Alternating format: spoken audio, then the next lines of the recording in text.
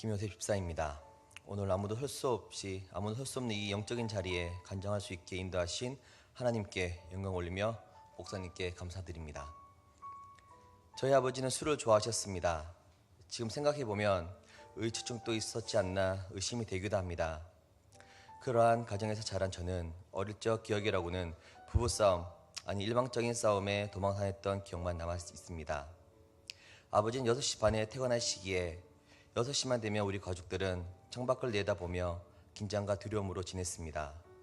어머니는 술 먹고 의심하던 아버지 때문에 늘상 스트레스로 어린 나를 업고 병원을 다니셨고, 어느 날 어머님은 결백하다며 오른손에 칼을 들고 왼손 손가락들을 내리쳐 온 마당과 집안이 피로 물들인 적이 있었습니다.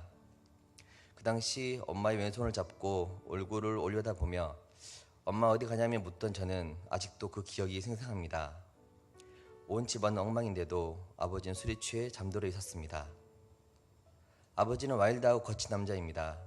술에 취해 4차선 도로 중간에 앉아 우리 집안이 왕의 자손이라고 가르치셨고, 혓바닥을 내밀어 보라고 해서 내밀면 담뱃불로 지지려고 하셨습니다. 아버지는 남자답게 키우고 싶으셨지만 그에 반해 저는 시간이 갈수록 소심해지고 우유부단하며 내 주장은 사라지고 남의 의견만 묻고 따라가 주는 사람이 되어가고 있었습니다. 초등 4학년 때 어머님은 뇌출혈로 돌아가시고 저는 두려움으로 집을 나가 살고 싶어졌고, 중2 때부터 혼자 살게 되었습니다. 전학, 수없는 이사, 진학, 군대, 유학 등 살아오며 결정해야 할 많은 부분들에 상의할 사람 없이 혼자 알아보고 결정하고 실행하며 살아왔습니다. 정서적으로 재정적으로 어렵게 살다 보니 제가 보기에 힘들고 어려운 사람들을 보면 그냥 지나치지 못하고 간이고 쓸기고 다 빼주고 오지랖 넓다라는 말을 자주 듣는 사람이 되었습니다. 사람들을 도와주면 도와줄수록 나를 쉽게 생각하고 어떻게든 내게서 재정적이든 노동적이든 더 빼먹으려고만 하였습니다.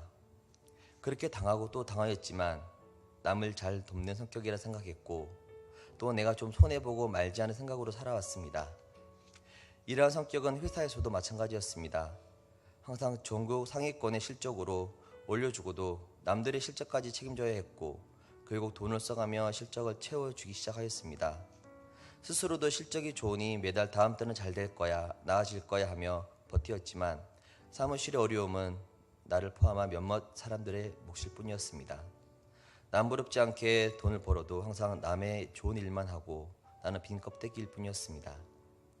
이러한 성격은 나의 삶을 더욱 피폐하게 하였고, 인간관계에서도 모든 문제에서도 중간이 없는 극과 극을 선택하게 되는 극단적인 사람이 되어갔고, 아버지로부터 두려움과 공포는 남자 어른들을 보면 무조건적인 복종과 어려움을 나타내게 되었고, 나보다 어린 사람들조차도 상대하는 것이 마음이 편치 않았습니다. 부당한 대우를 받아도 관계가 깨어질까봐 할 말을 하지 못하고 핵심 리더가 되어도 항상 의뢰 입장이 되어 관계를 이끌어 갔습니다. 이는 곧 마음을 둘 수 없는 방황과 순간순간 찾아오는 우울함과 무기력함은 나를 더 힘들게 하였고, 제정신을 차리고 마음을 둘 수 없는 방황과 순간순간 찾아오는 우울함과 무기력함은 나를 더 힘들게 하였고, 제정신을 차리고 보면 신호등이 빨간색인데 어느새 횡단보도 중간쯤에 있는 나를 발견할 때도 있었습니다. 그때쯤 예능교회를 알게 되었고, 내적 치유를 통하여 나를 알 수 있다는 지인의 말에 호기심이 생겨 몇 번 가보자는 마음으로 찾게 되었습니다. 몇 번의 방문으로 교회에 등록하게 되었고, 바로 미술치료와 내적 치유도 받게 되었습니다. 저에게 하나님은 유일하신 전능자 주님이시지만 저 멀리 떨어진 가깝지 않은 존재이셨습니다. 육적인 아버지는 나에게 가깝지 않고 두려웠던 존재라 하나님 또한 멀리 계신 그저 신이신 분이셨습니다. 제가 필요한 것이 있을 때마다 채워주셨고, 회사 내에서 머리 대고 꼬리 대지 않도록 나를 세워주셨던 분임에도 불구하고 주님은 항상 저만치 떨어져 계셨습니다.